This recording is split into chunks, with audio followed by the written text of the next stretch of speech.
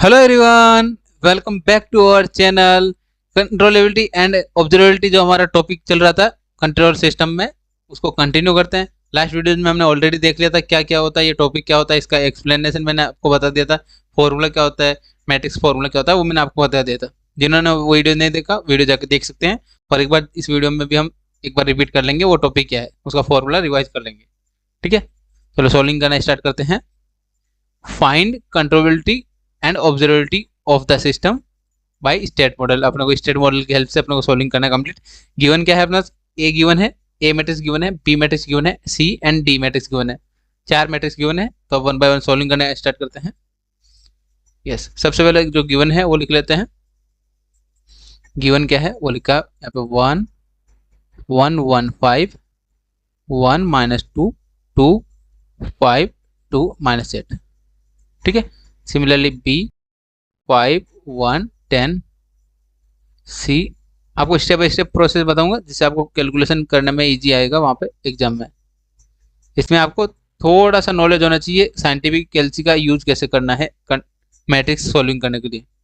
ठीक है, वो भी मैं आपको बताऊंगा कैसे। आपको मिल जाएगा कहाँ पे वीडियो मिलेगा जहाँ पे आपको समझ में आ जाएगा कैसे सोल्व करना है matrix in scientific calci. First है कंट्रोलेबिलिटी। कंट्रोलेबिलिटी इसका कंडीशन क्या होता है, पहले कंट्रोलेबल मैट्रिक्स फाइंड करना होता है। QC is equal to, formula क्या होता है, B and A B. Power increase होता रहता है ए स्क्वायर बी, ए का पावर इंक्रीज होता है। फाइनल पावर क्या होता है, A raise power N minus one into B. अब कितने टर्म्स लेने हैं वो किस पे डिपेंड होता है, एन पे डिपेंड होता है। एन क्या होता है, ऑर्डर ऑफ ए या रैंक ऑफ ए बोल सकते हैं। यहाँ रैंक क्या अपना ऑर्डर क्या 3/3 है, यहाँ पे 3/1 है। फर्स्ट जो पोजीशन में लिखा होता है वो क्या होता है, रो के लिए होता है। एंड सेकंड पोजीशन पे क्या होता है, कॉलम। ठीक है, सिमिलरली यहाँ पे 1/3 है, 1 रो है, 3 कॉलम है।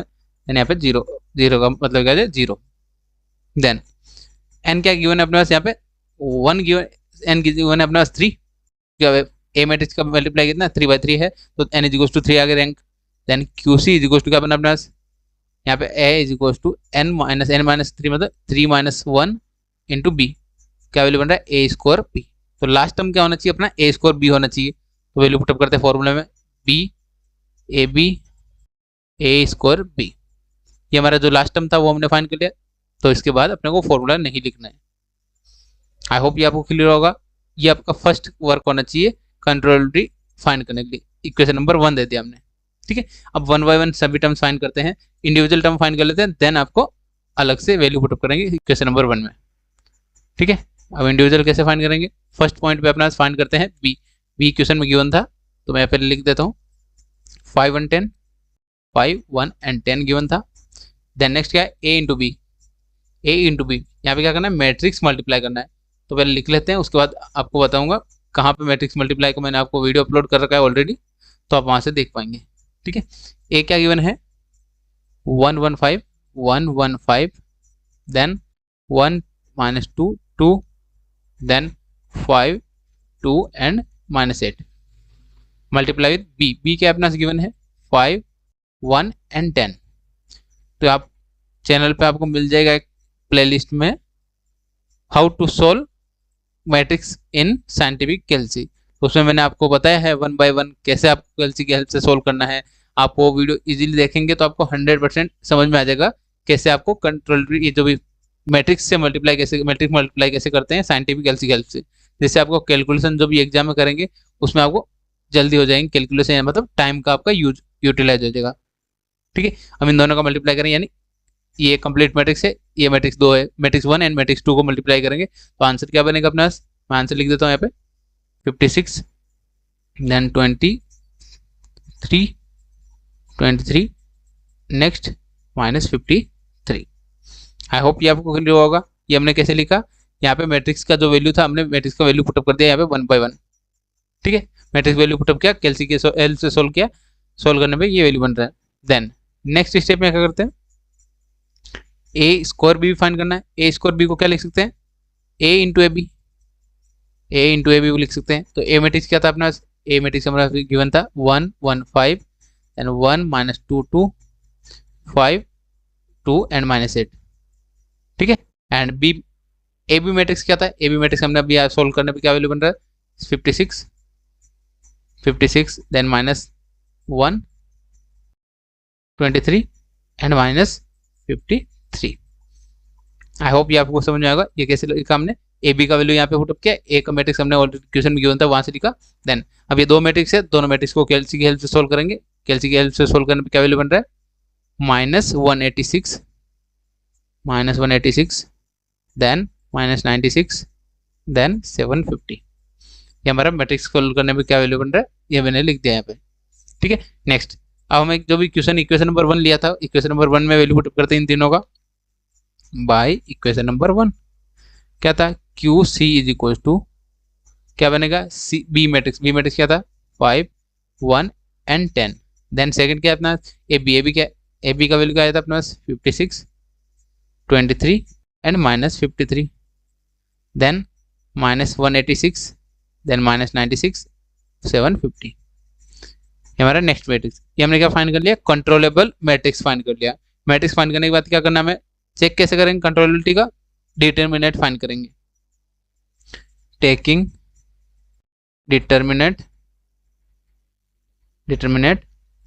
ऑफ क्यूसी क्या बनेगा क्यूसी का determinant mod is equal to, ये भी आप साइंटिफिक एलसीएम में सोल्व कर पाएंगे easily 5 1 10 then 56 then 23 -53 then 186 -96 and 750। इसका मोड निकालेंगे, मोड निकाल मतलब डिटरमिनेंट निकालना है। डिटरमिनेंट भी आप कैलसी की हेल्प से इजीली फाइंड कर सकते हैं। कैलसी की हेल्प से फाइंड करने के बाद क्या वैल्यू बन रहा है 17,688 which is not equal to 0। क्या बन रहा है अपना यहाँ पे QC determinant not equal to 0 बन रहा है, तो क्या देगा system is controllable. QC not equal to 0 होता है क्या होता है system is completely controllable, completely controllable. ठीक है, ये हमारा ऑब्जर्वेशन से हमने फाइंड कर लिया।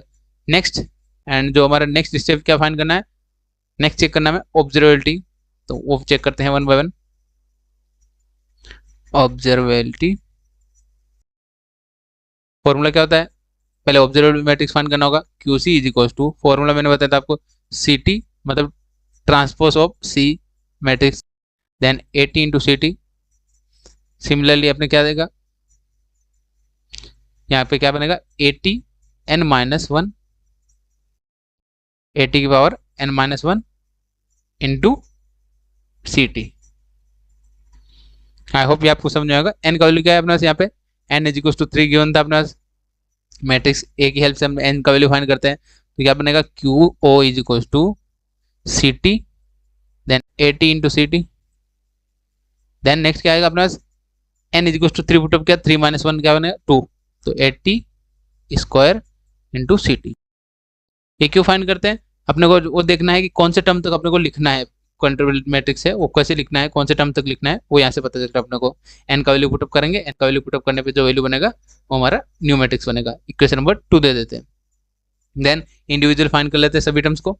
सी टी सी क्या अपना सी क्वेश्चन में गिवन था सी इज इक्वल टू 10 15 11। सी क्या गिवन था पहले लिख लेते हैं 10 15 11।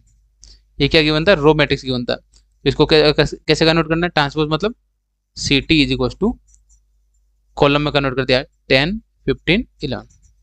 ट्रांसपोज का मतलब होता है रो को कॉलम में कन्वर्ट करना।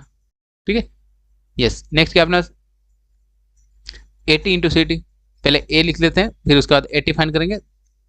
पहले ए क्या है अपना गिवन क्वेश्चन में 115 देन 1 - 2 2 1 - 2 2।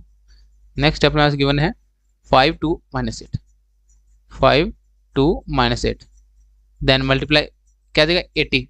ट्रांसपोज कैसे फाइंड करेंगे, ट्रांसपोज का मतलब होता है रो को कॉलम में कन्वर्ट करना। ये रो है उसको कॉलम में कन्वर्ट करता है 1 1 5 देन यहाँ पे 1 - 2 1 था तो 1 - 2 2 था देन 5 2 5 2 एंड -8। आई होप ये आपको समझ आएगा। a इंटू 80 दोनों इक्वल है क्योंकि सिमेट्रिक मैट्रिक्स गिवन है, तो सिमेट्रिक मैट्रिक्स में क्या होता है a इंटू a इक्वल होता है। ठीक है। देन फाइंड क्या करना था अपने को, 80 इंटू सी टी फाइंड करना था, 80 इंटू सी टी। 80 क्या था अपना, यहाँ से वैल्यू आया था 115 1 minus 2 2 5 2 minus 8 multiply with C T क्या आया था अपना 10 15 11।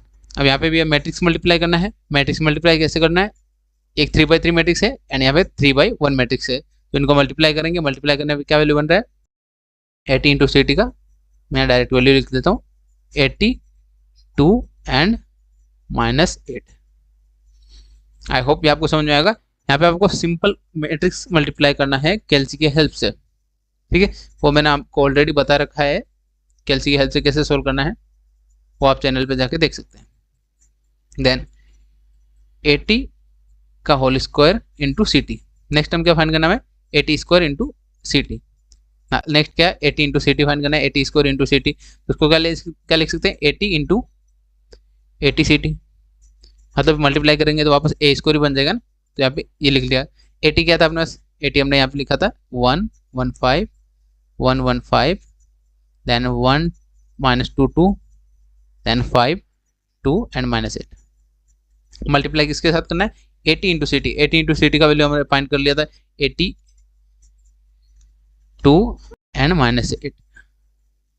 हमने दोनों मैट्रिक्स का वैल्यू पुटअप किया। मैट्रिक्स मल्टीप्लाई करना है, यहाँ पे matrix A and matrix B, दो मैट्रिक्स आ गया हमारे पास। दोनों मैट्रिक्स को मल्टीप्लाई करेंगे। मल्टीप्लाई करने पे क्या वैल्यू बन रहा है वो यहाँ पे डायरेक्ट वैल्यू लिख देता हूँ मैं, ठीक है। क्या वैल्यू बन रहा है 42 60 एंड 468। आई होप ये आपको समझ में आएगा ये हमने वैल्यू कैसे लिखा, ठीक है 468। इसमें किसी को भी कोई डाउट है तो आप कमेंट में पूछ सकते हैं। और ये कैलकुलेशन थोड़ा सा आपको कॉम्प्लेक्स जा सकता है क्योंकि आपने वीडियो नहीं देखा होगा। अगर मैट्रिक्स मल्टीप्लाई करने का वीडियो आप पहले देख लीजिए, जिससे आपको समझने में, मैट्रिक्स कैलकुलेशन करने में इजीली बताए। मैंने 10 से 15 मिनट में इजीली बता दिया था वीडियो में कैसे कैसे आपको मल्टीप्लाई करना है। अगर आपने वो वीडियो देख लिया तो आपके लिए हेल्पफुल रहेगा, यहाँ पे सीखने में ईजी हो जाएगा, ठीक है। QO ऑब्जर्वेटिव क्या बनेगा अपना, मैट्रिक्स लिखते हैं, यहाँ पे वैल्यू पुटअप करते हैं। फर्स्ट क्या आता है अपने पास सी टी क्या वैल्यू क्या आता है अपने पास 10 15 11। देन नेक्स्ट क्या था अपने पास 80 into C T. 80 into C T क्या बना था हमारे पास 82 एंड माइनस 8। देन नेक्स्ट क्या था 80 square into C T. 80 square into C T क्या बना अपने पास 42 60 एंड 468। आई होप ये आपको समझ आएगा। ये क्या बना लिया हमने ऑब्जर्वेबल मैट्रिक्स। ऑब्जर्वेबल मैट्रिक्स बनाने के बाद ऑब्जर्वेबिलिटी कैसे चेक करेंगे, डिटरमिनेट देता है, टेकिंग डिटरमिनेट ऑफ QO। क्या बनेगा, क्या होता है QO का मोड। QO मोड या determinant is equal to 10 15 and 11 82 and minus 8 42 60 and 468। Then इनका सॉल्यूशन क्या बनेगा, इसको सोल्व करेंगे। डिटरमिनेट आप कैलसी में सोल्व कर सकते हैं, डिटरमिनेट कैलसी में सोल्व करेंगे। ये कंप्लीट वैल्यू आप कैलसी में वैल्यू पुटअप करेंगे तो आपका डिटरमिनेट क्या बनेगा, मैं डायरेक्ट लिख देता हूँ -5000604। ये हमारा क्या रहा है फाइनल आंसर। इनको सोल्व करने के बाद डिटरमिनेट ये बन रहा है which is not equal to 0। Not equal to 0 बन रहा है तो क्या देगा QO determinant not equal to 0 है तो system is completely observable. System is completely observable, ठीक है। आई होप ये आपको समझ में आएगा। ये हमें फाइंड करने के लिए बोला था क्वेश्चन में कि ऑब्जर्वेबिलिटी एंड कंट्रोलेबिलिटी चेक करो। कंट्रोलेबिलिटी और ऑब्जर्वेबिलिटी हमने 1 बाय 1 चेक कर लिया। इसमें किसी को भी कहीं डाउट है तो आप कमेंट में पूछ सकते हैं। और जिन्होंने चैनल को अभी तक सब्सक्राइब नहीं किया पहले सब्सक्राइब कर लीजिए एंड बेल आइकन प्रेस कर लीजिएगा क्योंकि सिमिलर टाइप के वीडियो आपको चैनल पर मिलते रहते हैं, ठीक है। एंड व्हाट्सएप ग्रुप ज्वाइन कर लीजिएगा, डिस्क्रिप्शन में व्हाट्सएप ग्रुप का मिल जाएगा लिंक। मिलते हैं नेक्स्ट वीडियो में। Thank you for watching.